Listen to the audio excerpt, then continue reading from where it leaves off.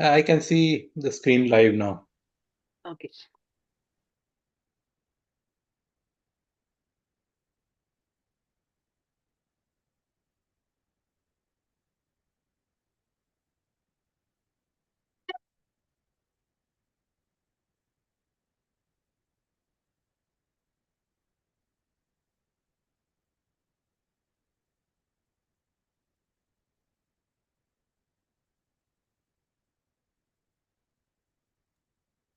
Hi, Ram brothers. Sachin, welcome. Good evening. Sairam Sachin, welcome. Sairam. Thank you, Sairam. Yeah. All those who join in later, welcome to the evening satsang, please.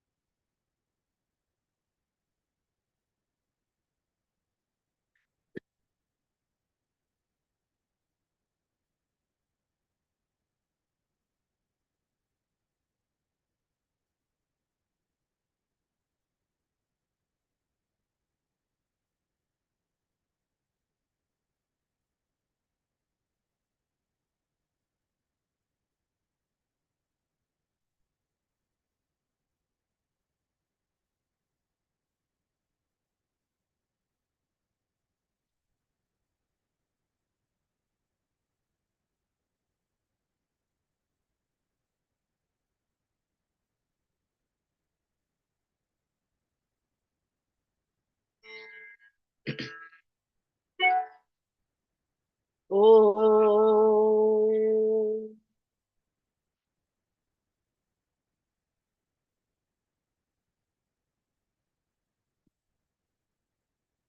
Oh.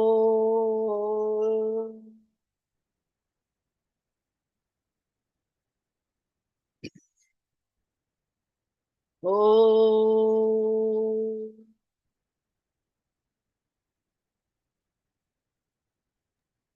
Om Sai Ishwaraya Vidmahe Satyadevaya Dhimahi Tanna Sarva Prachodayat.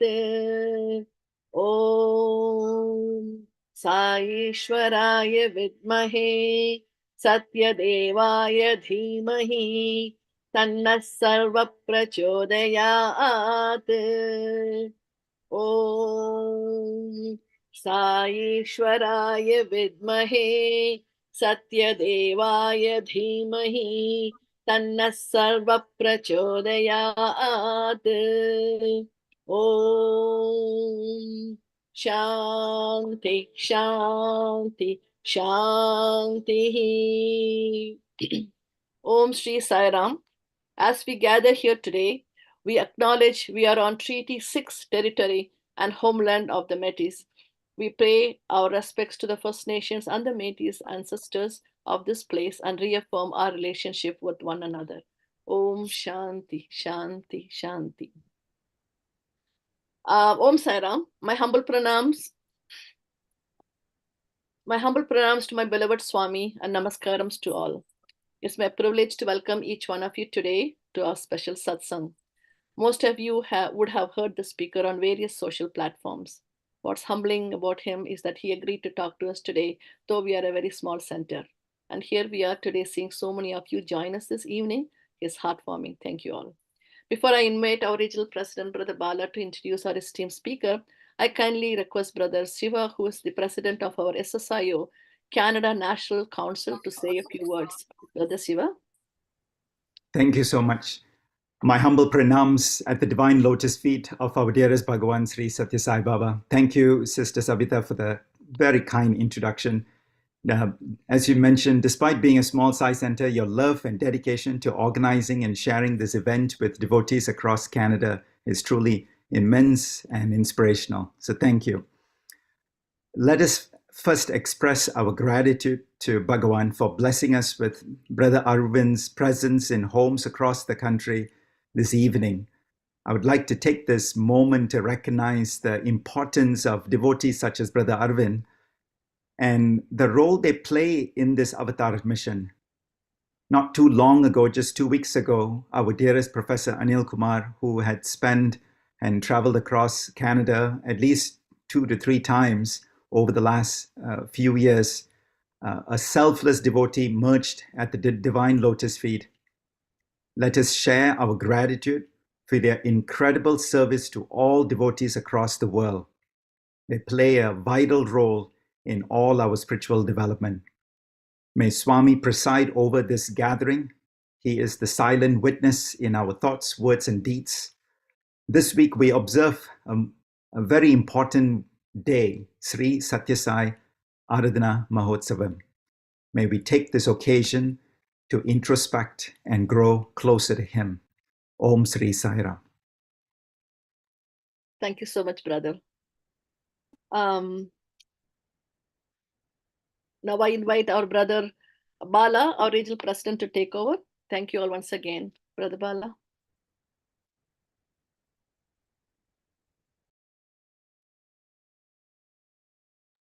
Bala, on mute, Bala. you're You're on mute. mute. Yeah.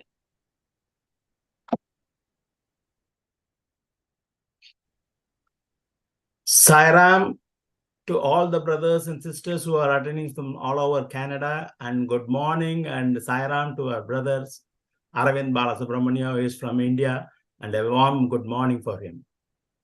Before introducing, I thank Brother Shiva, who has introduced him, and the importance of the Maga Samadhi Day today. I really appreciate that. And just starting the thing, like Brother Aravind family is with Swami's fold since 1960s, when his father was a photographer in Vrindavan for Swami, and his pictures are mostly seen in Vrindavan as well as in Whitefield as well as in the Prasanthi Nilayam. And Aravind started his schooling in Calicut, then moved to Prasanthi for his higher studies as well as the schooling. And he did his MBA in Prasanthi Nilayam College. And he is now, now the digital YouTube creator.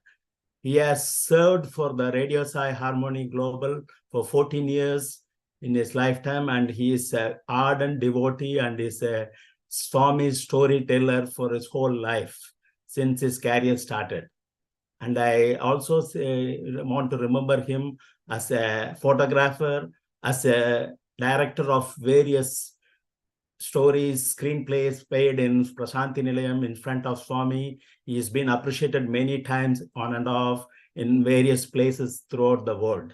He is an ardent traveler throughout the world, giving speeches on behalf of the Global Council as well as to the SSIO, to all the parts of the world. He has a very good speaker, and he has more than 500 videos in YouTube. And most of our devotees have seen that videos, enjoyed their presence and enjoy his speech. And also, I also have been with that for some time. And I warmly welcome our brother Aravind Balasubramanya to the podium to start his speech. Thank you so much.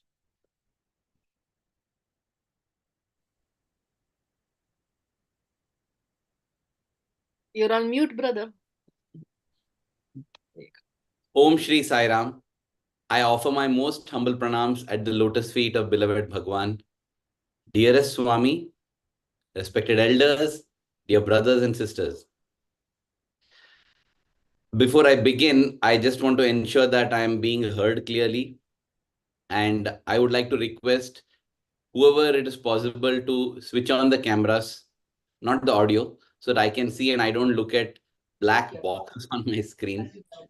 And I am very touched with the loving introduction. Just a small correction. I'm in no way associated with the Global Council. Nothing at all. It was said that with SSIO and Global Council, not at all. I'm absolutely not interested in that. I'm interested in only things that Swami has started. Even when I have left the Satyasai Media Center. I didn't resign from Radio Sai because when Radio Sai ceased to exist, I didn't want to be part there. So too, I would always like to be part of what Swami is and what Swami has started. So I want to make that very clear in the beginning. I don't want my name associated with Global Council. Yes. So with that,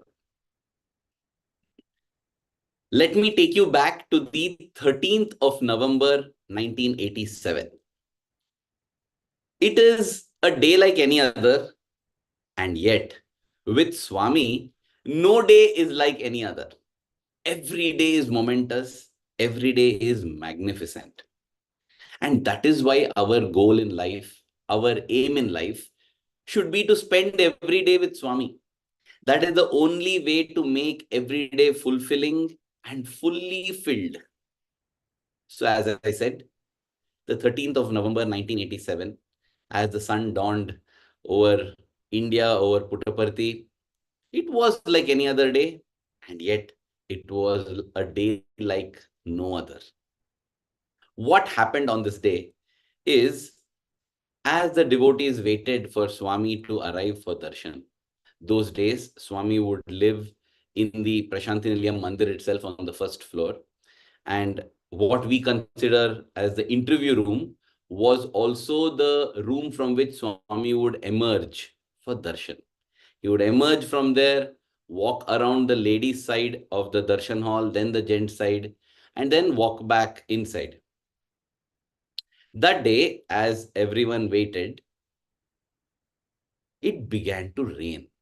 It started off with a drizzle, but very soon it was pouring cats and dogs. And there was no roof above the mandir those days. And so everybody who was sitting was getting wet.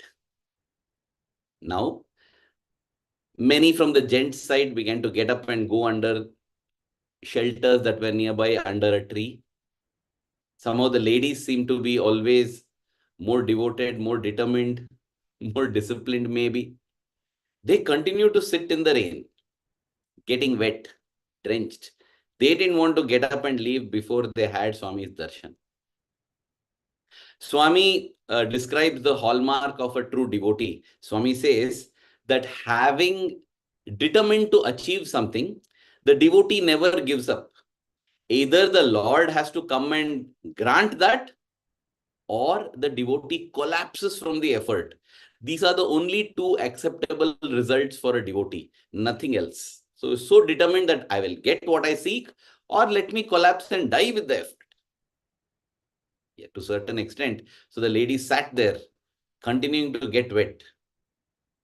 And then the interview room door opened, Swami emerged. It was as if Swami also was surprised that, oh, it is raining. How can I grant darshan?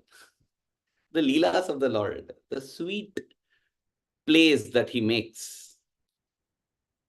So he looked at all the ladies and he said, oh, go. Go. It's raining. It's pouring. He said, go. And the lady said, no, we won't go. Swami, you come. We are waiting here. We're not going to go. So again, Swami said, go. No.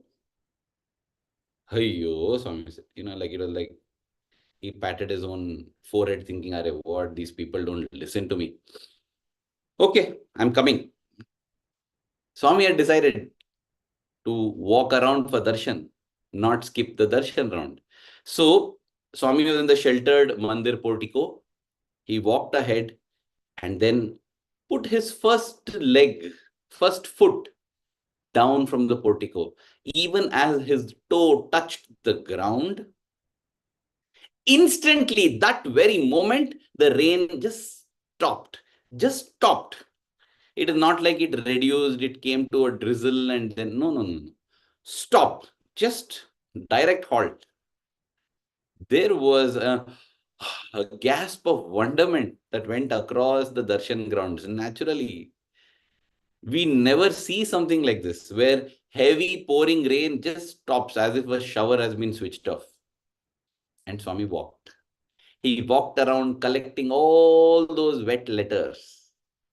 Yes, they were wet, but more than being wet with water, they were soaked with the devotion of the devotees, and the Lord was touched. Swami had once told a professor, "My heart is like butter. The slightest warmth, it melts."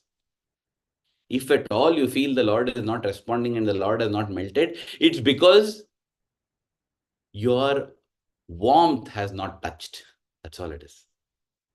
And so Swami walked around collecting letters from everyone. It took about 20-25 minutes, usual darshan round, gently. And then collecting the letters, Swami comes back to the mandir portico, puts one foot on the mandir portico, and then lifts the other foot, just puts it inside. The shower turns on. Task accomplished, and the shower turns on and it begins to pour.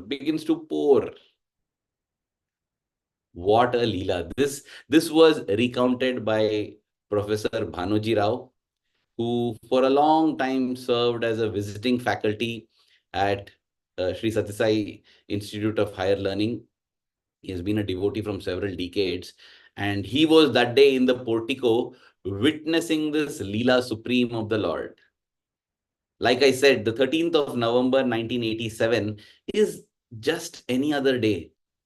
But then with the avatar, no day is just any other day. Every day is a day like no other. And this is the Leela that happened. And when we think of this, we realize what great good fortune is ours to have come to know of Bhagwan Sri Satya Sai Baba. He is not Sarva Devata Swarupa alone, meaning the embodiment of all gods. He is Sarva Devata Tita Swarupa. He is the embodiment of all gods and beyond as well. That is why he does these magnificent, mind-blowing, stunning things so very casually. Swami would say, these miracles, they are ashcharyam for you, but sahajam for me.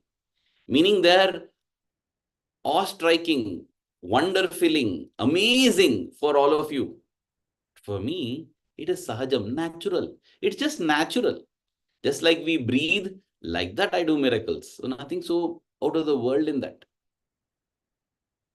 When we gather to worship our Swami, when we gather to meditate on our Swami, when we gather to serve in the name of Sai, when we gather for Aradhana of our Bhagwan, it is very important to remember who Sai is, who Satya Sai is, because that in itself will bring the right spirit, the right attitude with which we either worship, we serve, or we discuss and have satsang about Swami. Indeed, we are very, very fortunate to have come to know of this Sai, of this Satya Sai. That is what the Sai Gayatri says, right? Om Sai Ishwaraya Vidmahe Satya Devaya Dhimahi Tanna Sarva Prachodayat. Sai Ishwaraya Vidmahe.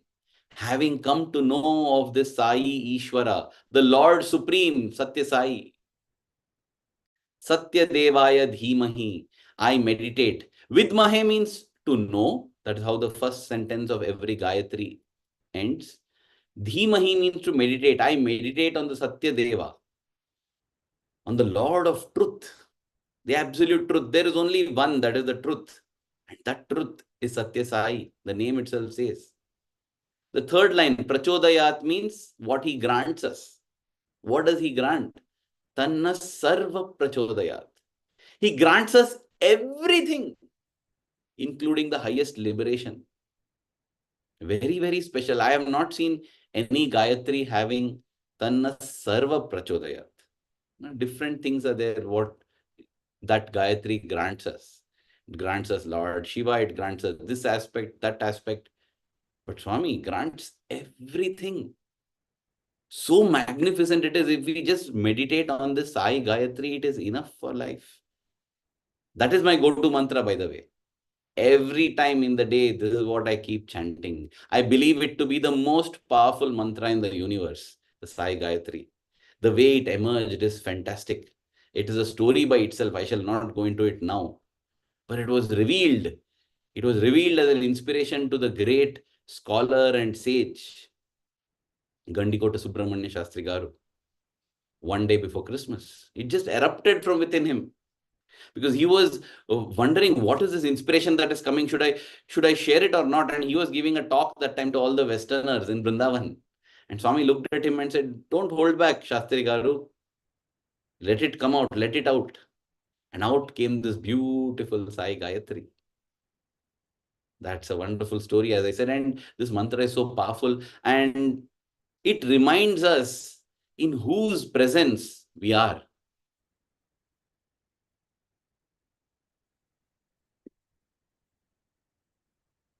So when we say Swami is someone who confers everything on us, he is the one who gives us everything. The converse of that is everything that we have in life, whatever we are receiving, is all his gift. Whatever relationships we have, good ones and the bad ones, whatever wealth that we have or that we don't have, whatever influence we have, good or bad, happy or sad, or that we don't have, everything is his gift. The profession that we work in or that we don't work in, it is his will and his gift. When we say Tanna Sarva Prachodayat, he is the one who grants us everything, we should definitely remember that everything that we have in life is what he has granted. And therefore, there is no reason to feel proud about anything, that I have achieved this. There is no reason to feel dejected, depressed, sad, or frustrated, thinking that whatever I do, nothing seems to happen. No. Everything is his gift. And once we have that prasada bhava, see, when we go to a temple, after the aradhana is done, after the worship is done, they come and give us prasad. And you know, irrespective of what the prasad is, in some temples, they'll give some sanctified water as tirtham. In some temples, they just give a leaf. Some temple, they'll give a flower. Some temple, they'll give some fruit. Some temple, they would have made some food. They offer it. Whatever they give, we just accept it. You know, reverentially offer it. Reverentially offer our salutations and just consume it. Correct? We don't check if the salt is more or less in that, if it is spicy, if it is sweet enough, if the taste is good. We don't even see if that has got spoiled in the worldly sense or not. No, no, no. This is Swami's prasadam. God's prasadam. Whatever comes, we just partake it. It is with that attitude that we need to partake everything that comes to us in life. Accepting everything as God's prasadam. Doing everything as God's work. That, I think, is a beautiful aradhana, a true worship that we do. Doing everything as God's work, it has been exalted in the Bhagavad Gita, it has been exalted in different scriptures as a wonderful way to lead our lives, a way to live our lives so that we don't accumulate any karmas as well. You know, when we know that every action has an equal and opposite reaction, And so whatever we do, we are accumulating karma. The thing is, we cannot cancel a negative karma with a positive karma. No. Whatever bad we do, we have to enjoy the fruits of that. Whatever good we do, we have to enjoy the fruits of it. Well, this rule is very simple to understand. We have to remember it is not like normal worldly mathematics where +1 and -1 equal to 0. No. Here, +1 and -1 equal to +1 and -1. So we have to enjoy the fruits of both the good and bad, the happy and sad. No escaping. So when we understand this, we will also understand that, hey, look here. How do I go beyond this cycle of birth and death? How do I go beyond this fruits of action? Because irrespective of what I do, there is karma. Swami would say, there is sattvic, there is rajasic, there is tamasic karma. Tamasic karma is like an iron chain. It will come and bind us. Rajasic karma is like a silver chain. Sattvic karma is like a gold chain. It is gold, yes, but it is a chain nevertheless. It also binds us. How do we break these chains and go beyond? Through true aradhana, true worship. What is that? Sarva karma bhagavad prityartham. I do every action out of love for God, for the love of God, to achieve the love of God. It's beautiful. I will go a little bit into detail of this. In fact, I shall focus entirely on this. Sarva karma bhagavad prityartham. To do everything as an offering that pleases God, to do everything with the sole goal of winning the love of God and making God happy. This way of doing actions, on one hand, frees us from all karmic consequences, makes us truly free and liberates us. Yes. Tanna sarva prachodayat. He'll give everything, including liberation. And on the other hand, it also makes Swami happy because this is the kind of worship that he looks forward to. We all know Swami used to visit the city or town of Kodaikanal in the state of Tamil Nadu, India, during the summers. When it would get very hot for the devotees, Swami would first shift to Bangalore. And then when even Bangalore gets a little hot, Swami would go to Kodaikanal. Yes, there are multiple reasons why Swami would go to Kodaikanal. This temperature is just one of them. He would use it as an opportunity to bless a few students and devotees with intimate proximity, where they learn and evolve. That is why it used to be said that Prashantinelyam is like the head office for Swami. Brindavan, I mean, this is for the physical form. For Swami, there's no head office because Swami is not concerned with the head at all. Wherever the head comes in, Swami keeps away because Swami is interested in the heart. And where is Swami's heart office? In every heart. Let us remember that. But when he took on a physical frame and came to earth, he had like a head office, which is Prashantinelyam. And from office, when he returns home, his home was Brindavan, because we would see the official form of Swami, the official nature of Swami in Prashantinelyam. Whereas in Brindavan, Swami would be more homely. Kodaikanal was his playground. Yes, Swami would play in Kodaikanal.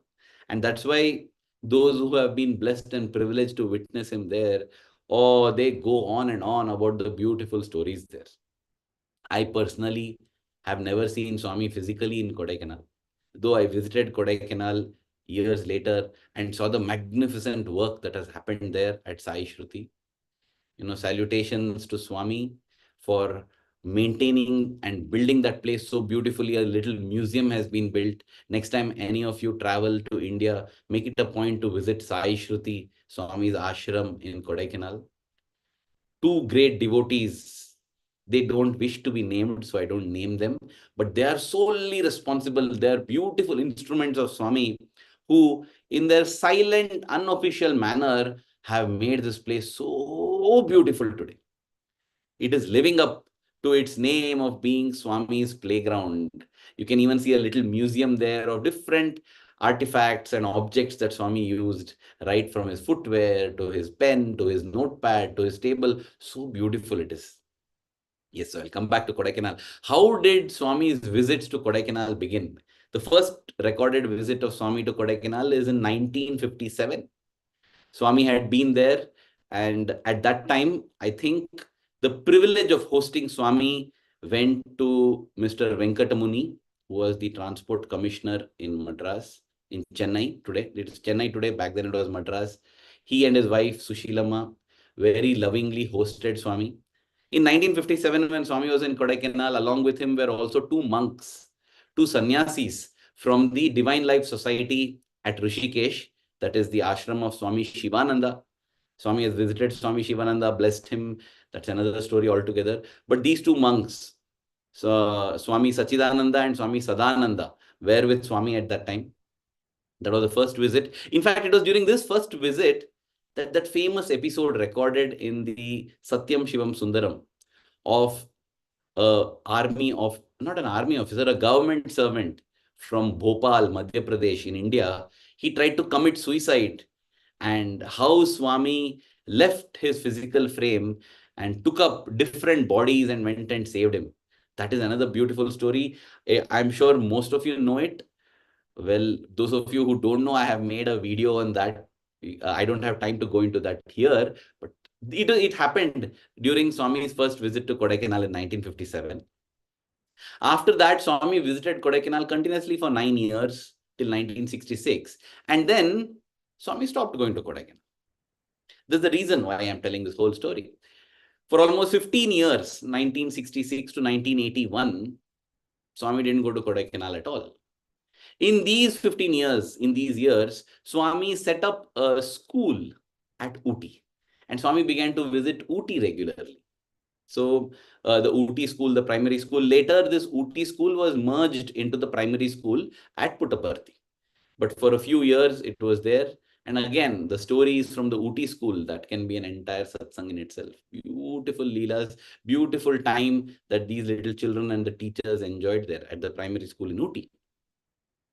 Now, when Swami used to visit this Ooty school in 1981, suddenly Swami said, let's go to Kodaikanal. At this time, there is another devotee, Mr. V. Srinivasan, who had the blessing to serve as the All India President for the Satsai organizations throughout. As long as Swami was physically there, he was the All India President.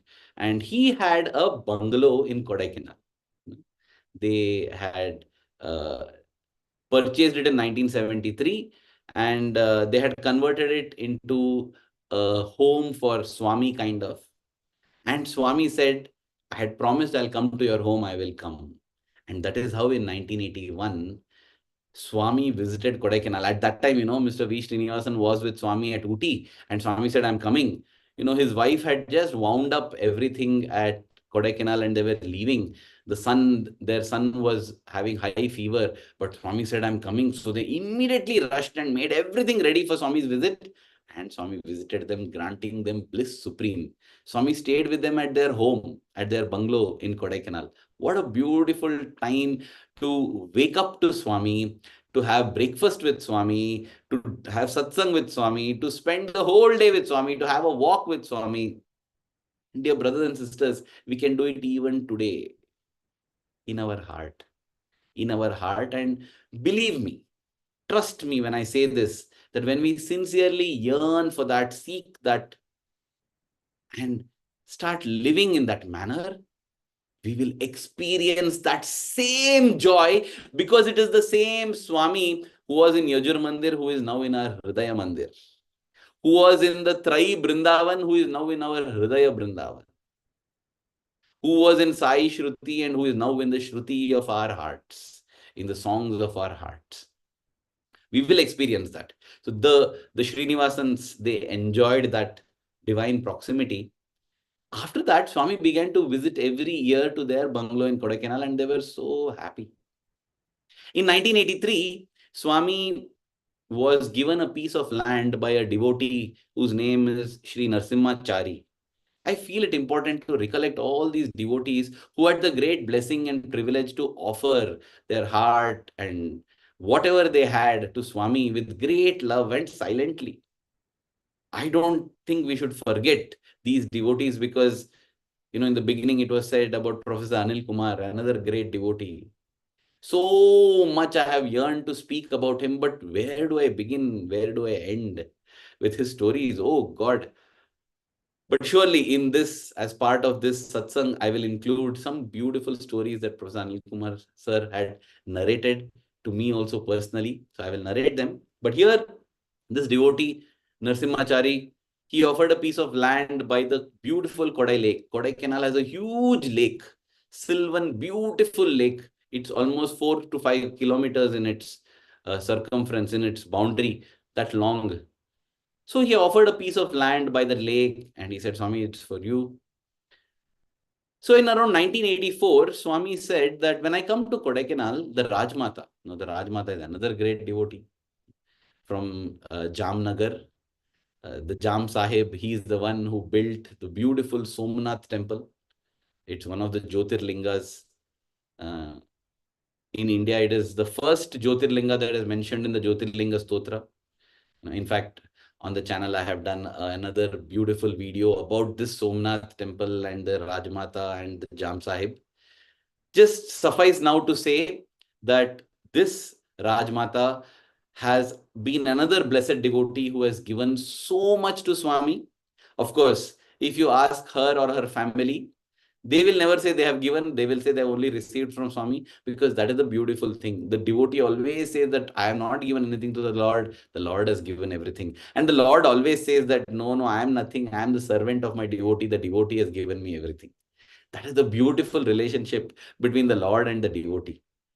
So Swami said, see, when I come to Kodaikanal, if the Rajmata wishes to come, she needs to stay somewhere, right? So why don't we build a guest house on this piece of land? So it will be useful for the Rajmata to stay when I come here. And thus, a guest house was built on this piece of land adjacent to the Kodaikanal lake. And then in 1986, for the first time ever, Swami took a batch of students. Again, that's another beautiful story. I don't have time to go into that in detail. But Swami brought a batch of students to Kodaikanal. And again, the Srinivasans prepared their home perfectly to receive Swami, along with all the other students and guests that Swami was bringing along. At that time, Swami sprang a surprise on them. Swami said, I'm not going to stay here. I'm going to stay at the guest house.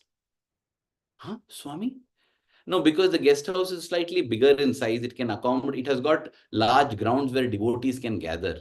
The devotees would gather at the lawns and backyard and the front gardens of Mr. V. Srinivasan's bungalow there. 2,000 people would gather. They would pack in. When Swami is there, unbelievably and miraculously space gets created. But even then, lots of devotees would not get a chance to get in. So Swami is always thinking of the devotee only. So Swami said more devotees can be accommodated there. But the problem was the facilities at the guest house weren't, in the devotee's opinion, good enough for Swami. It was not meant for Swami. So they say, oh, you Swami, oh, you should have just told us, then we would have done so much better. Well, Swami shifted. He didn't bother. He shifted. And that was the beginning of Sai Shruti. Later, so much it has been built up. And as I said, today it is such a magnificent ashram, thanks to these two humble devotees who are well endowed and very well blessed in the worldly sense. But they're such humble devotees of Swami, they don't come to the forefront. Beautifully they have maintained. Kudos to them. Solely they are responsible for the magnificence of this Kodaikanal ashram. Just make sure you should be on that thing if you're going to be. Sorry, brother. Someone unmuted themselves. Please. Yeah. So yes. So this beautiful Kodaikanal ashram got built into Sai Shruti many years later. But it happened gradually. When first Swami went there, the facilities were barely sufficient. Nobody would offer such thing to the Lord. And they said, Swami, you should have told that it is for you. Then we would have done it so differently. And I think there was the message Swami was sending. Why do you treat it as different? The moment I have told to do something, whether it is to construct a guest house for the Rajmata, whether it is to do a sandwich service in far off Canada, whether it is to do bhajans in South Africa, whether it is to serve the elderly in Australia, whatever it might be, when you're serving in the name of Sai, when you're doing for Swami, do it for Swami. Do it as if Swami was there, because Swami is there. That for me was a strong and poignant takeaway from the Sai Shruti episode. From 1986 onwards, every year Swami went to Kodaikanal, almost every year. And slowly facilities got added. Because, oh my God, Swami is staying in the guest house. It can't be a guest house. It has to be Sai Shruti. Sai Shruti was built up like that. But it teaches us this message, this important lesson, Sarva Karma Bhagavad Prityartham. We need to do everything for Swami, out of love for Swami, so that Swami is happy with that. I remember my boss at Radio Sai Global Harmony, Professor G. Venkatraman, the director of Radio Sai, personally appointed, the only director of Radio Sai, Swami personally appointed. He was there till 2015, took Radio Sai to the great heights.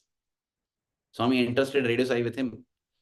That is because Swami trained him and taught him many lessons, one of which he himself personally narrated was this Sarva Karma Bhagavad Prityartham, doing everything for Swami, doing every activity as God's activity. Swami had given him one beautiful golden pen, gifted it to him. And Professor GV would carry that everywhere.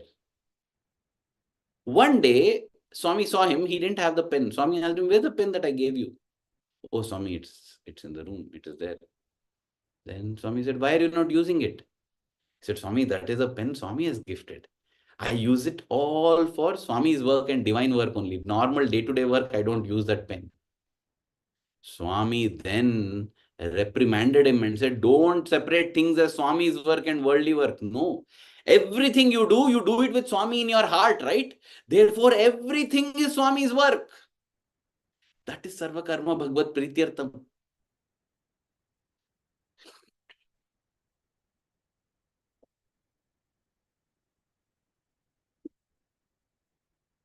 I mentioned Professor Anil Kumar sir. Dear Anil Kumar sir, a great devotee of the Lord.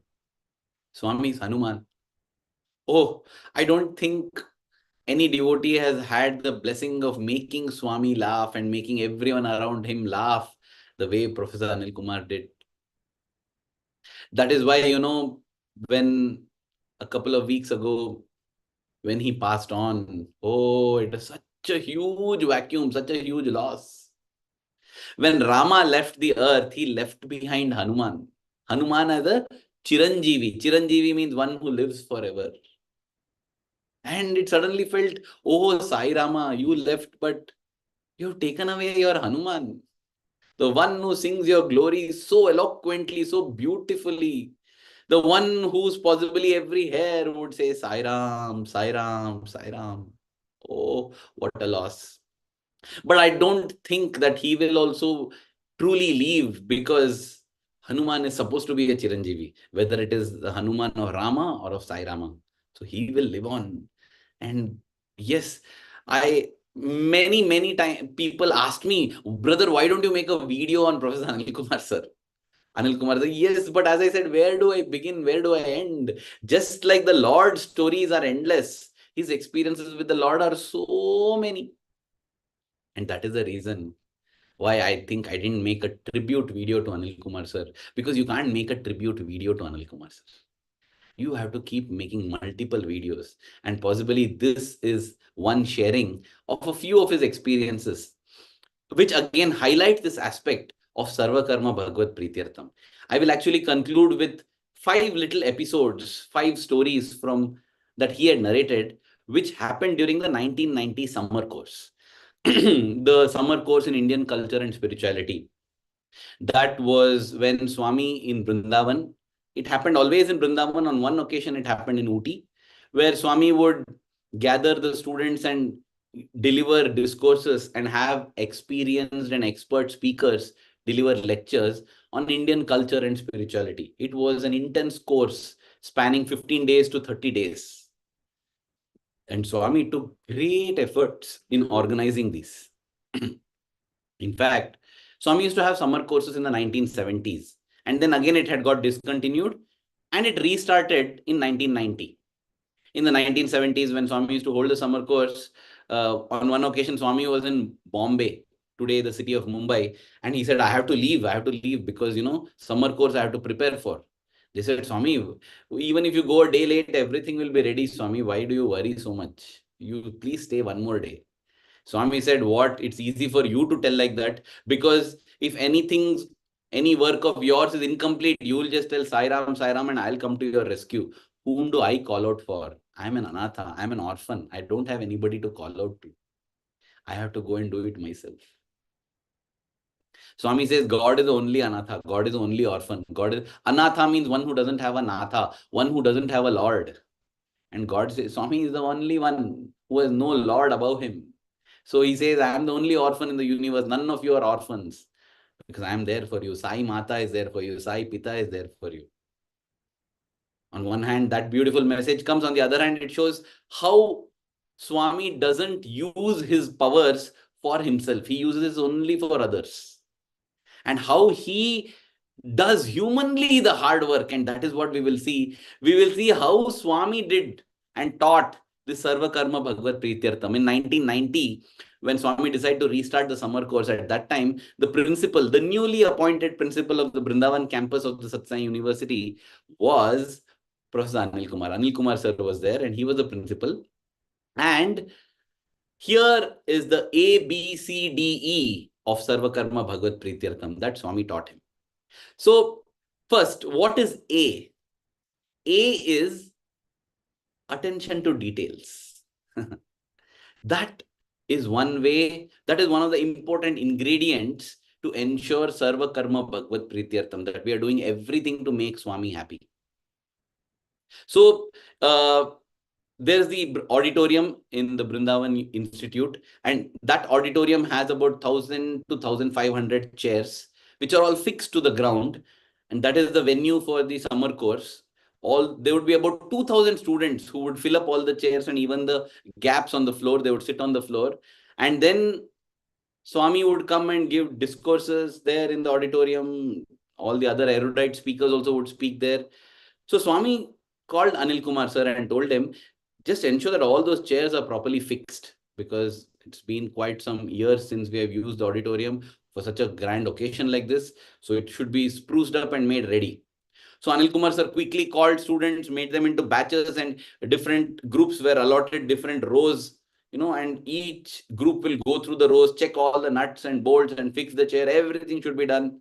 And Anil Kumar sir stood there like an overall supervisor, and all the students he checked down, all done, all done, all done. Yes, all done. He went and reported back to Swami and said, Swami, all chairs are fixed. All are fixed. Yes, Swami. Okay, come. And Swami arrives to the auditorium straight away. And then Swami stands on the stage and begins to look. He's looking, intently looking. And then Swami tells Anil Kumar sir, there, the 12th row, the 4th or 5th, that chair. Is that one, Swami? Yes. Go check that. And the student who goes and checks, he pulls, the seat of the chair comes out. And Swami says, what, Anil Kumar? What did you do? I told you to personally supervise this. Swami, I personally supervised. Did you check every chair? No, Swami, I had allotted to this. No, subcontracting business is not what you have to do. When you have been given the task, you have to do it perfectly. You have to personally verify. That is attention to details. Swami asked him, Anil Kumar, you said that you checked everything. What happened to this then? One beautiful thing is Swami taking liberties with Anil Kumar sir. The other beautiful thing is Swami allowed Anil Kumar sir to take so many liberties with him. So Anil Kumar sir said, Swami, you wanted to catch me red-handed and red-faced. That's why you did it, Swami. I checked everything. Swami said, look at this Anil Kumar. He's covering up his incompetency with his humor. And Swami laughed and patted him. That is sweet. But at a physical level, look at Swami's attention to detail. He didn't do it divinely. He stood there, examined, spent time, and got that one chair. When we do Sarva Karma and Bhagavad Prityartham, the A, B, C, D, E begins with A, which is attention to details. Then Swami called Anil Kumar sir and wanted to check some of the basement rooms where some of the guests would be staying. There are some rooms in the college and hostel over there. So in the college, when Swami went to the rooms, Swami goes straight, walks to the window to one corner behind and sees and says, look at this amount of dust. It has not been maintained. Why, Anil Kumar? And Anil Kumar sir says, Swami, I think these sweepers have not swept it or the cleaners have not cleaned it. I'll check with them why they have not done it. And Swami said, is that all you know? What do you mean the sweepers have not swept? Listen, I cannot have a principal to take care of academics and one more principal to take care of the cleanliness. You have to take care of the whole campus. The whole campus belongs to you. You are the principal. Always don't be so focused on, these are my tasks. This is what I'll do. Swami would say, right? Duty without love is deplorable. If we do our duty just for the heck of doing the duty, I have to finish the duty. Deplorable. Duty with love is desirable. What Swami wants us to do, duty with love. With love, for love for Swami. Of course, Swami was at a level of love without duty. The Lord has no duties in the universe, and yet he would do his duties out of love. Love without duty is divine. That is the level we aspire to reach. But till then, at least let us do love with duty. And love with duty needs us to have B of the ABCDE. What is the B? The big picture. Don't think only of my little, this is what I do. I'm a service coordinator. I'm Seva. I'm a bhajan coordinator. I'll take care of bhajan. No, look around. You may be the bhajan coordinator, but does the spiritual coordinator need help? Do the Seva people need help? Yes, we are all 5 fingers on the palm. Each finger has a role, but we work together as a palm, as a hand. Then only we'll be united and strong. We have to do duty with love and finally go to love without duty. The big picture. That is the second aspect. AB, we have finished of Sarva Karma Bhagavat Prityartham. The third, as I said, there were 1,500 chairs in the auditorium where all the students would sit and they would sit in the gaps as well. But the devotees also would love to attend Swami's discourse, right? So Swami was thoughtful about them also. Swami said, what when they come if there is sunshine, if there is rain? So temporary roofs, temporary shelters were erected right outside the auditorium and speakers were put so that the devotees could gather there. So Swami now told Anil Kumar sir to ensure that all the roofing was done, the roofing of the temporary shelter so the devotees can come. And Anil Kumar sir had decided, I'm going to do this pakka now, thoroughly. I will personally stay here and ensure that everything is done. So he personally stayed, spent the whole day. And towards the evening, finally, it was getting done. He saw that the last 2 sheets were being put now, and with that, the roofing will be done. And it was time. Swami will be in Trai Brindavan giving a Trai session in his own residence. So he wanted to rush and have his darshan for the day. So he rushed, went to Trai Brindavan. Swami looked at him, immediately greeted him and asked, how is the roofing going on? Swami, it is done. Have you personally checked? Yes, Swami, it's completed. I was there personally, Swami. He was very happy that he had done as Swami had said. Swami got up, came to him and said, come, let's go. Immediately summoned his car, made Anil Kumar sir sit in his car and said, let us go. Because the distance between Trai Brindavan and the university auditorium is about 600, 700 meters, maybe nearly a kilometer. So they went in the car. And when they got down there, what do they see? In the whole roof, there is one gaping hole. After Anil Kumar sir has left, the workers too have left, and that one sheet they have not put. Swami said, see, it is not complete. You said you saw the whole thing. Oh, Swami, I saw and I saw them raising it up and I assumed that, yeah, by the time in another 10 minutes, they'll complete it. You assumed, don't assume. It is okay. This was a training phase for Anil Kumar sir and he learned these beautiful lessons and he had that humility and love to share all these. Nobody shares their mistakes, but that is the greatness of Anil Kumar sir, He would lovingly, openly share all his mistakes as an open book in front of Swami, in Swami's physical absence. He never cared. That is his love and humility. He would speak only to glorify Swami, not to glorify himself. And so that is the message Swami said. A, as I said, is attention to details. B is the big picture. C is completeness. Complete it. Don't leave it unfinished. That is the quality of a devotee, right? Either the Lord comes and grants what you want, or you collapse from the effort. Never leave anything unfinished. Complete it. Then only Sarva Karma Bhagavad Pritartham. Having taken it up, we started this initiative from our center, but them devotees don't come, no people don't attend, so we left it. No! Devotees don't come means they're not devotees. But I am giving it up means I am not a devotee then. I will be there. I remember one auntie, Aarti auntie. She is the mother of Dr. Sailesh Srivastava, who is a teacher in the higher secondary school and university. Oh my God, she decided to do Nagar Sankirtan. And when devotees didn't turn up, what she did? You have to remember, this is back in the 1970s, possibly. And she is from a North Indian state. And she was not even a singer. She didn't even know bhajans. But she had decided to do Nagar Sankirtan, and if people are not coming, what to do? Amazing. She picked up an audio cassette player. She would play the audio cassette, walk around singly in the streets with her children, young children, singing the bhajans. That is determination of a devotee. Hats off to Aarti auntie for showing us how a devotee has to be. That is how the devotion has to be. We take up something and give it up. Never see it to completion. What aradhana is this? What worship is this? What sort of thing we are dedicating to Swami? Incomplete, unfinished. We promised that these many trees we will plant for 100th birthday. We tried. No, we tried. I will dry and I will collapse, but the tree will come because I want to do it for Swami to be happy. Sarva Karman Bhagavad Prityartham. Oh, Swami, just imagine if Swami is coming and inaugurating that. Oh, Swami, we didn't know you're actually going to come. So we planted 1,000 trees less. No. It is like that. Oh, Swami, we didn't know this guest house was meant for you. Or if we had known, we would have made it. Know it. Any action we do in the name of Sai is for Sai. Sai will come. He will come. But we need to do that in that manner. That is C. Then, as I said, duty with love.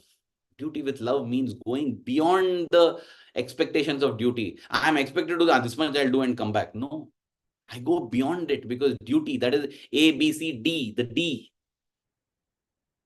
When Anil Kumar sir, during that time, he saw that some people came and began to work in the garden, in the Vrindavan garden, So,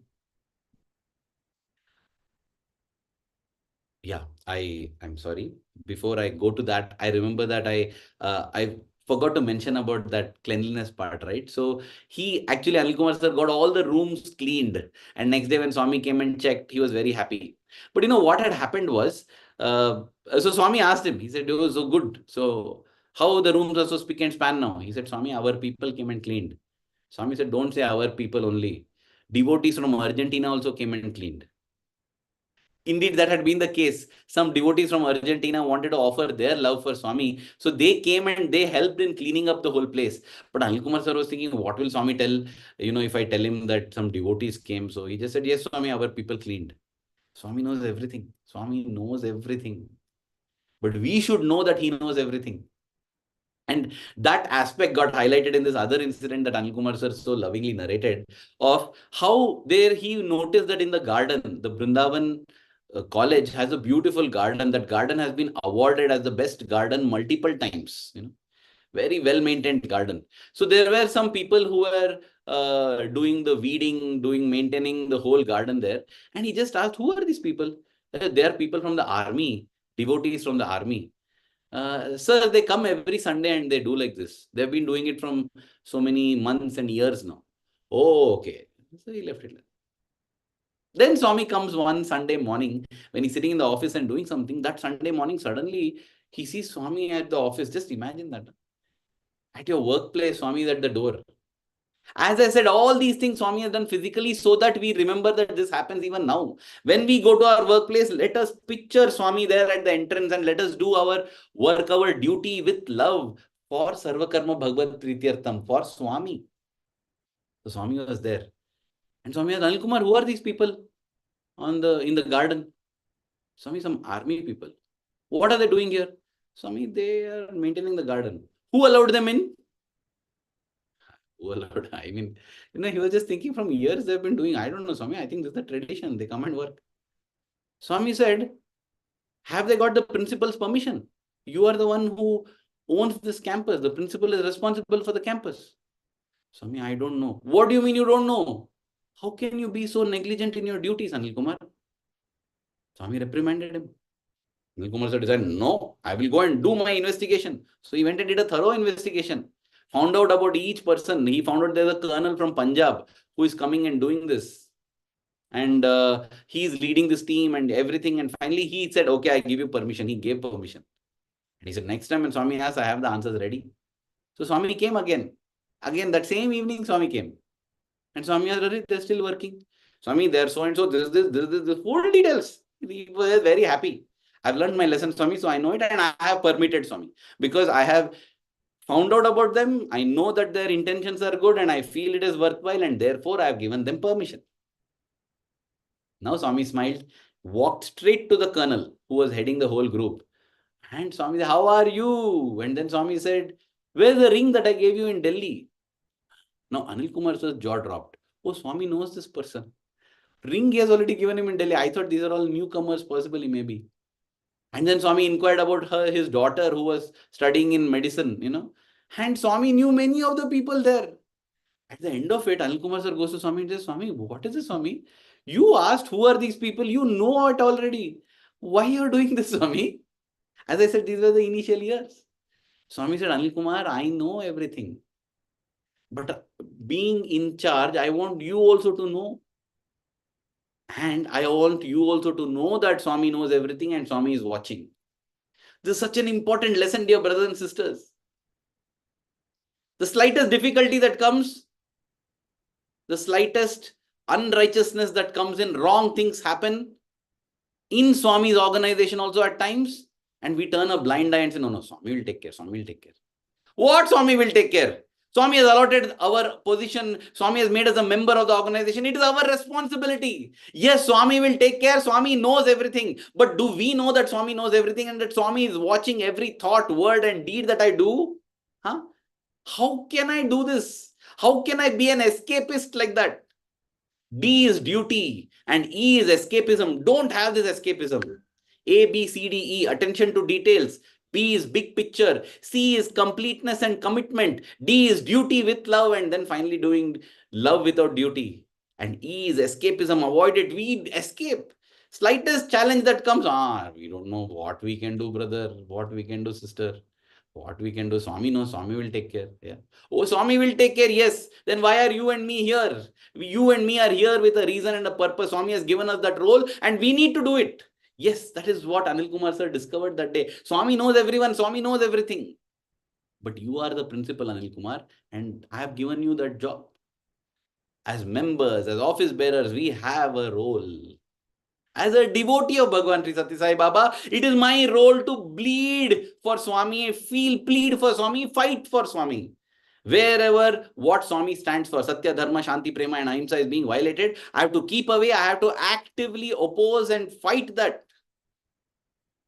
Oh, Arjuna gave up. The whole Bhagavad Gita has come to tell Arjuna, stand up and fight. Do your duty. That is ABCDES. I'll conclude with this final incident. This when I said escapism, I remembered another beautiful story that Anil Kumar sir narrated with respect to the 1990 summer course only. As auditorium was being made ready, he noticed that one curtain had gone missing. Oh God, what to do? They're symmetrical, all the windows. There are multiple windows, 20, 30 windows are there. They have curtains and one curtain is missing. So he was sure that when Swami comes, he's going to notice that and he's going to find out. In order to ensure that it is hidden, what Anil Kumar sir did is on the bank opposite, symmetrical window on the other side, there also he told remove one curtain so that one curtain is missing from both windows. Nicely it will match. Then symmetrical, it won't be noticed. So he thought, okay, now everything ready. So Swami came again. Swami is doing inspection. Swami looks and then halts. Then he calls and says, see, this Anil Kumar saw that one curtain is missing there. But he knows Swami will catch and therefore he removed this curtain also. That is not the way to do things. You get new curtains for both sides and fit them. Go, do this. Don't take the escapism route. Don't take the easy way out. Swami sees everything. Let us be aware of that. As I said in the beginning, I'm grateful to Swami for his presence in our lives. Because who is he? Saishwaraya vidmahe satyadevaya dhimahi tanna sarva prachodayat. I'm also grateful to him for having granted us many sterling devotees like this. Anil Kumar sir, I'm grateful to him for sharing so openly with all his heart such beautiful incidents. I'm grateful to Swami for this opportunity to remember him and this beautiful devotee with respect to Sarva Karma Bhagavad Prityartham. May we do every action that we do as our aradhana, our worship for Swami. May we do it for Swami, because whether others watch or not, he is watching. Whether others appreciate it or not, he is appreciating. Whether anybody knows it or not, karma knows, and we know for sure that doing sarva karma bhagavad prityartham is the only way to go beyond these karmas, to get truly liberated from the chains, silver chains, iron chains, and golden chains of our karmas. May we find redemption and liberation by doing everything to make Swami happy. Dear Swami, may the love that we have for you in our heart keep growing stronger every passing moment and express itself in our thoughts, words, and deeds, which should all please you. Sarva Karma Bhagavad Prityartham. Thank you. Jai Sai Ram. Thank you, Aravind. I mean, I have no words to express. We are all blessed to be here. That's all I can say. I'm just going to ask the chat people to take over. If you guys have any questions, please post it in the chat, or you can ask Aravind right here and he will be able to answer you. We'll make it quick. So if anybody has any questions, go ahead, please. Sairam, everyone. Sairam, Brother Aravind. Thank you very much for sharing your thoughts with us, and also remembering Professor Anil Kumar through your talk also. I appreciate that. If anyone on the Zoom would like to ask Brother Anil a question, Aravind a question, feel free. Do open up your video. Aravind will be more than happy to engage with you all, so we can take turns to ask him questions. So feel free, log on. We can open up audios and go ahead. Thank you.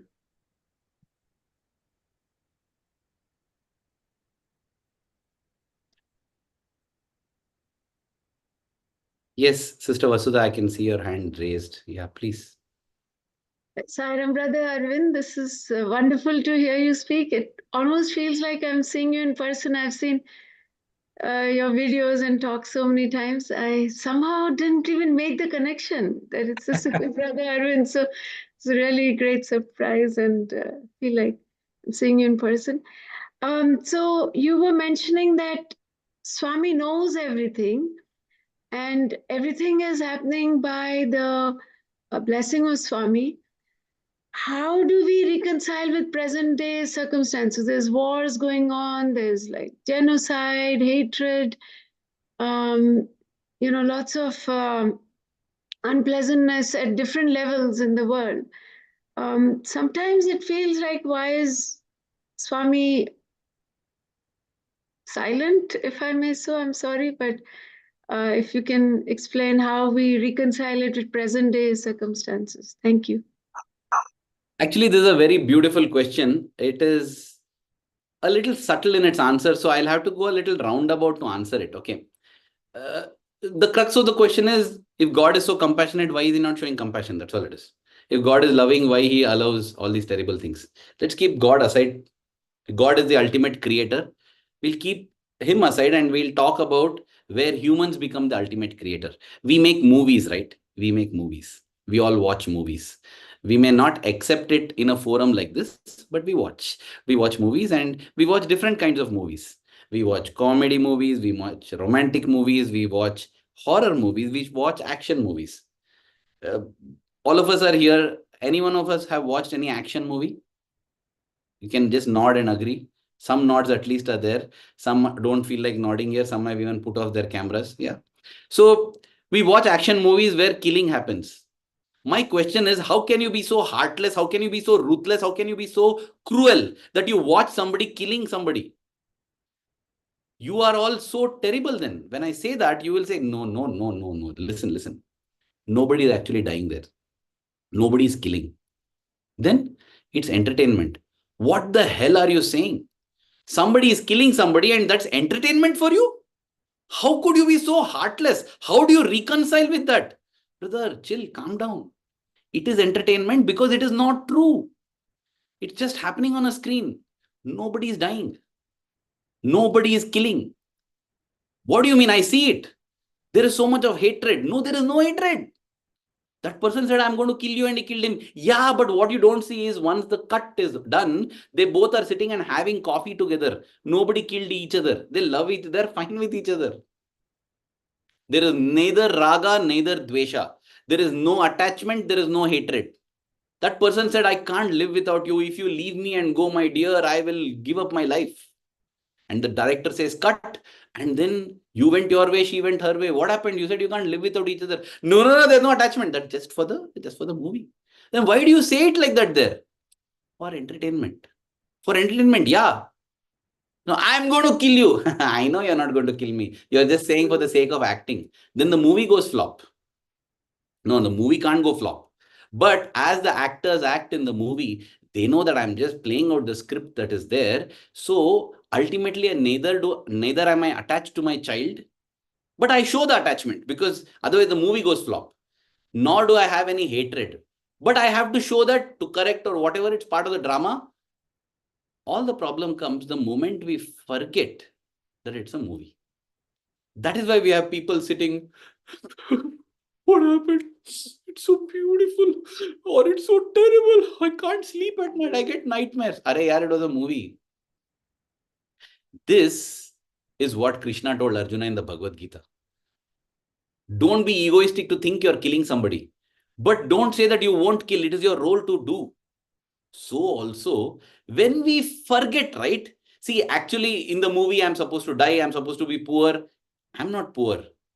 I am not die. That's what Arjuna Krishna said. Nainam chindyanti shastrani, nainam dahati pavakaha. Weapons can't hurt you. Water can't wet you. Air can't dry you. You can't die. You can't be made rich. You can't be made poor. Your character will become rich and poor. And how does that evolve in the movie? When somebody does good in the movie, they get back good. Normal. That is the rules of the movie. The rules of karma apply in the movie. That's why the bad people, however successful they might be, in the end, they are going to perish. And there'll be so much collateral damage. All of this happens. It's just like a movie. So also, it's not that. So there are two ways to approach it. One is the Advaitic way where God is the doer and everything else is just witnessing. The other way is I am the doer, God is a witness. So we all started off properly in ground zero. Then depending on our tendencies, attitude, we have accumulated different karmas and we do some terrible things. And then, oh God, what are you doing? I am not doing anything. You only did everything. You're just getting back what you did. That's all. We have individual karma. We have group karma. We have family karma. I didn't do anything. Yeah, my family did. And I'm associated with my family, so I suffer it. I didn't do anything, but my community did. I'm associated with my community and therefore community karma is there. So all that happens. So that is one way of viewing. The other way of viewing is God is doing, when God is doing everything, you're talking about some children going hungry, some bombardment, some war happening. Do you know 150 million years dinosaurs ruled the earth? And then one fine day an asteroid hit and every single dinosaur, 99% of them, just died instantly. How ruthless is that? It's just the passage of time. It's just the drama of life. So I'm saying this cruelty, compassion and all is within the movie. I see so many hands going up and that's why I will restrict, because I think I can go on in a 1 hour talk on this itself. But I just think one way to reconcile and understand it is, think of you being a director of the movie and people are coming and asking you, how can you be so cruel? How can you break that man's heart? Why are you writing a script so terrible like this? How are you bringing in horror? How shameless are you? How inconsiderate are you? You don't have compassion. No. This is entertainment. The problem is you're forgetting and thinking it is real.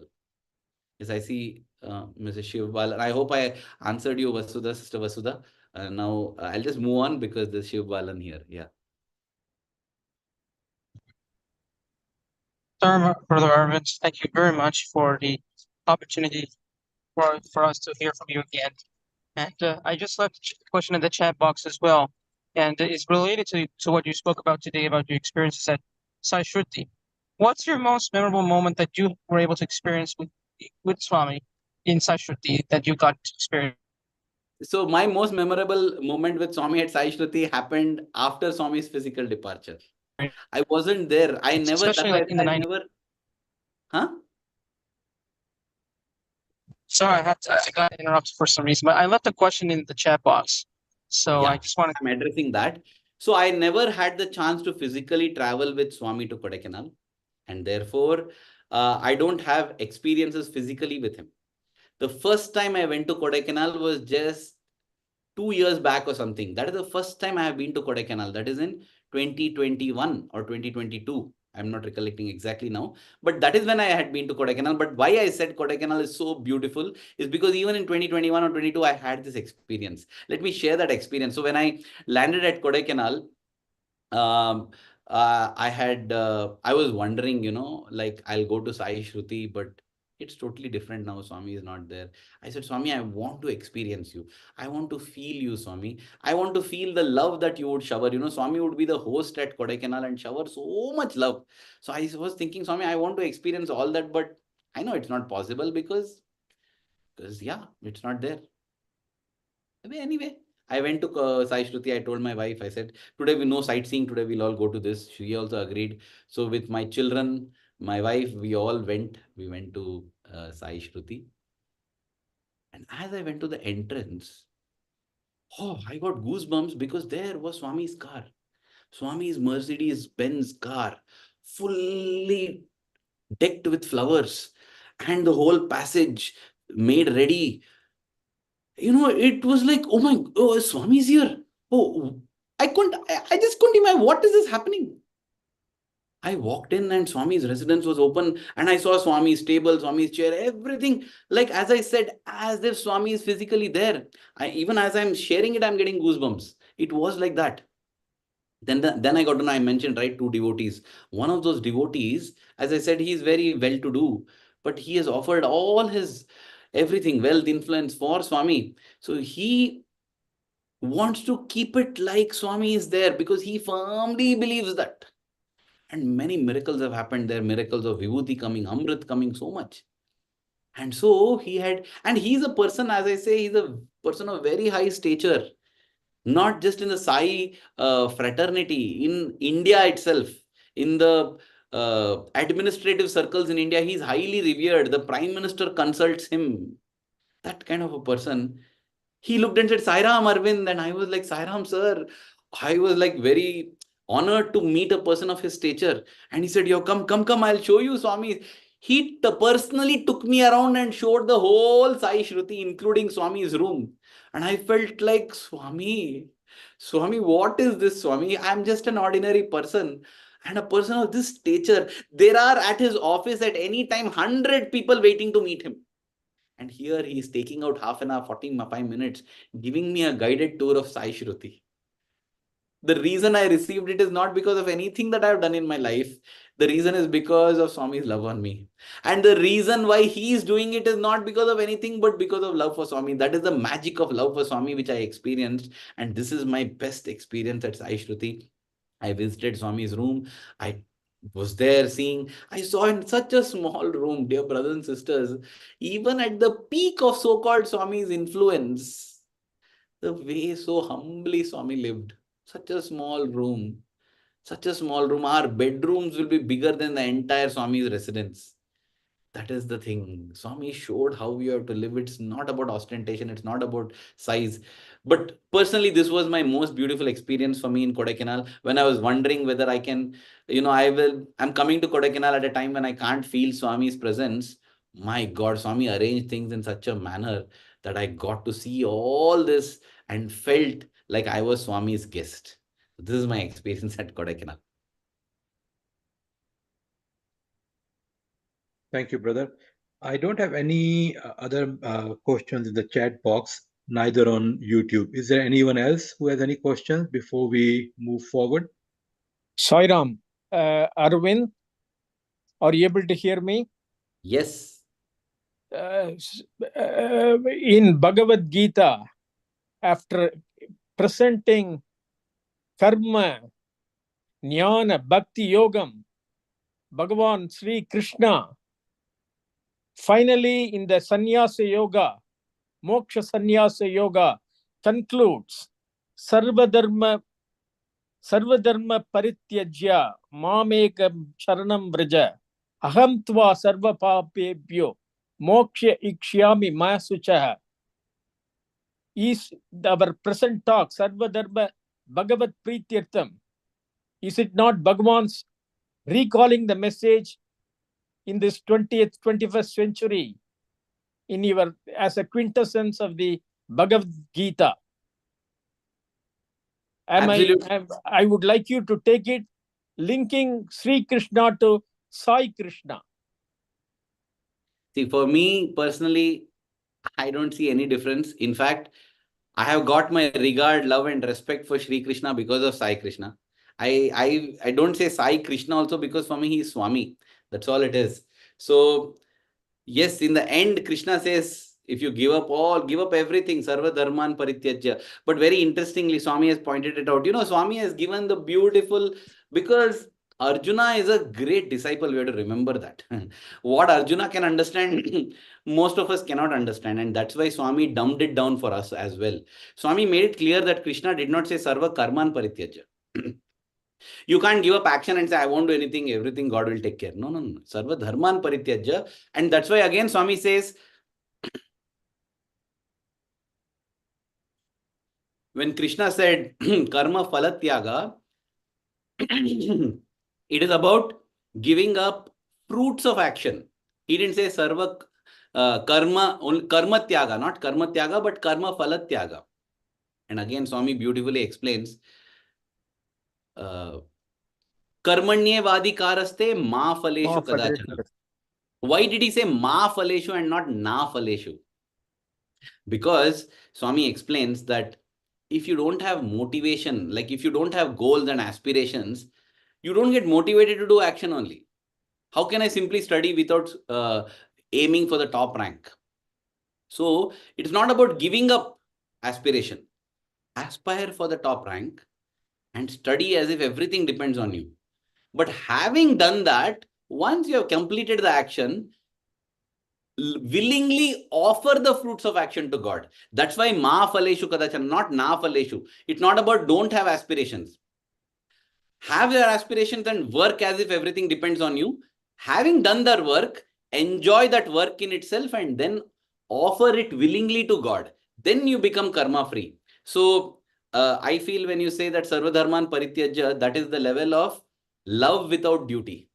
When you are an embodiment of love, when we are able to get in touch with that reality of ourselves and express love the way Swami did, no karma is binding. That is why, though technically Krishna did so many, in quotes, they say adharmic things on the battlefield, nothing touches him because he is beyond. He is pure selfless love. When he is pure selfless love, whatever he speaks is satya, whatever he does is dharma. It is not as if whether he is talking the truth or whether he is doing dharma. Whatever he does is dharma, whatever he speaks is satya. That is what once, a loving elderly devotee had asked, I think it was Kamavadani Garu, saying, see, Swami knows, says so many things like this. Are all of this in the Vedas? I mean, really, are they there in the Vedas? The devotee had this doubt, or Swami is simply telling something. Kamavadani Garu, who was very accomplished, a great erudite scholar in the Vedas, he said, what are you saying? Whatever he speaks is the Veda. It is not as if what he is speaking is in the Veda or not. Whatever he is speaking is the Veda. That is what it is, because Vedas were revealed. The people who wrote down the Vedas are called mantra drashtaras, because they didn't compose the Vedas. They had that flashes of insight. They had that revelation. Who revealed it to them? Swami only. Swami only. So yes, ultimately that's why Krishna says, finally, when you become an embodiment of love, an epitome of pure selfless love, that is love without duty, automatically you do all the right things. Swami has no duties. That's what Krishna tells Arjuna also. Arjuna, I have no duty in this world. And yet I do all of this because out of my love. Because you are all actors in the drama who have forgotten and you have identified with the roles. That's why you're crying for the loss of a child. You're celebrating and feeling proud about winning something. You don't realize it's just a movie script. I can change the script. I can do everything. To teach you, how do I teach you? As a director, I can't teach. I have to become an actor in the movie and come into the movie. And I have to teach you. So therefore, I need not do anything. I need not be an actor. I'm a director. I'm the supreme.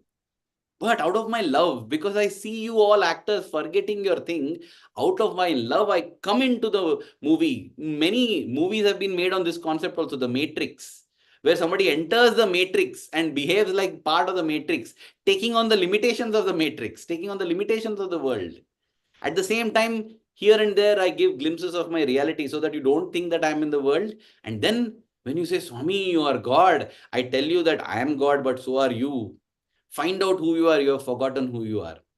And I think that is the descent of God to the level of man, so that there's the ascent of man to the level of God. Sairam. Thank you, brothers Aravind.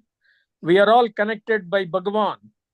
To share with you today from Saskatoon Sai Center, Bhagavan sent his little child, Sai Shruti, from Kodaikanal and Chennai to start the Sai Satsang in Saskatoon. She was one of our first Balvika students here.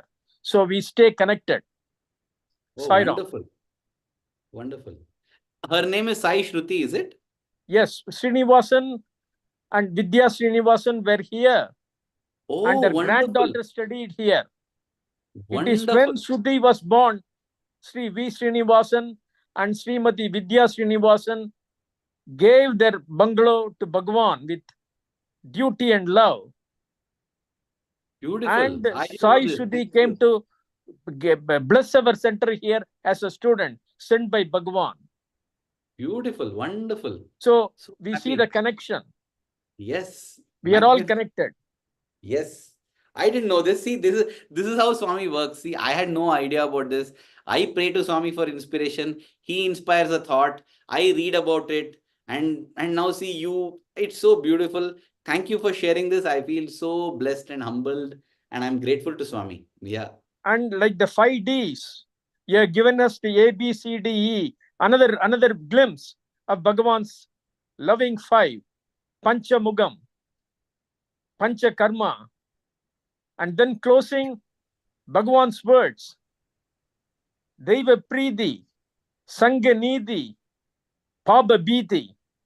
That's what came out today too, through Aravind Swami coming to us. Sai Ram. Thank you. Sai Ram, Sai Ram.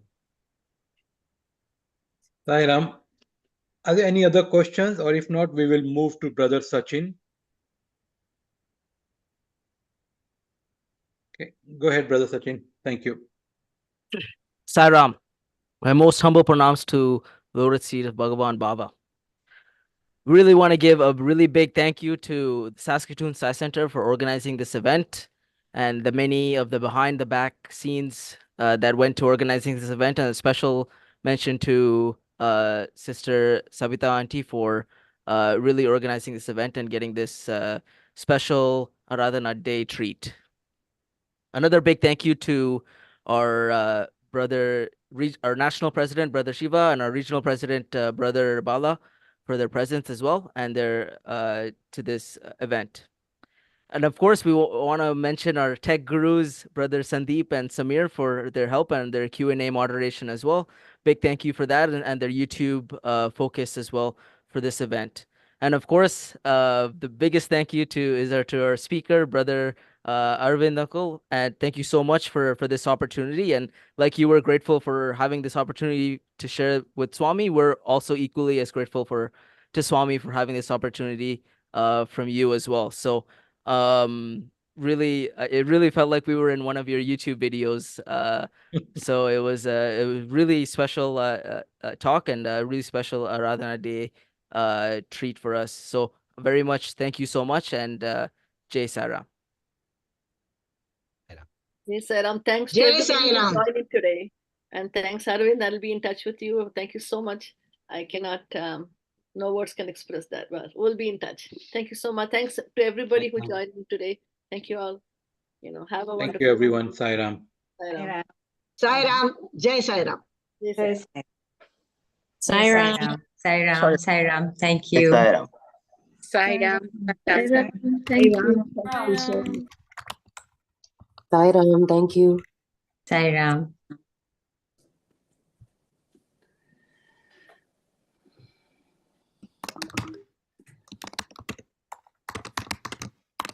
Sairam.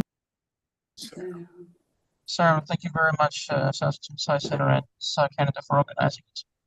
We wish Saram, you- everyone. Thank you so much. Good night. Good Good night. night. Thank Thank you again. Thank you. Thank you. Thank you.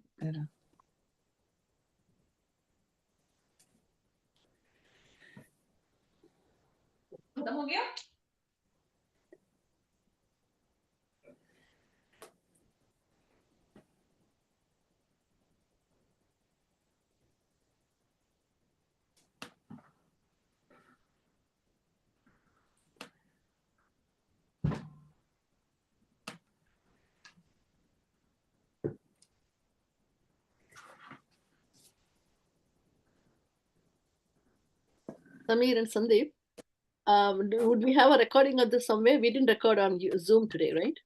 The YouTube would have it? I didn't record on the Zoom, but I'm looking into that with just now talking to Samir about that. I think Yeah, YouTube okay. might record it. Just give me a second. Okay, no problem.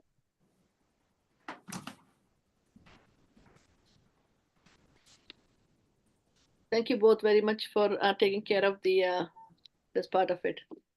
Thank you, Samir, and thank you, Sandeep. Thank you. Thank you. Yeah. See you. Okay, I'm going to sign off. You guys are taking care of this, okay? Sign on. Okay. Is there anything in the chat box that you want to copy out? I don't know if there's anything. If there was anything. No, there's nothing. But because the YouTube is it's lagging, so I think we should just be online, yeah, until that finishes. Okay, then okay, I'm going to go off then. Sign off.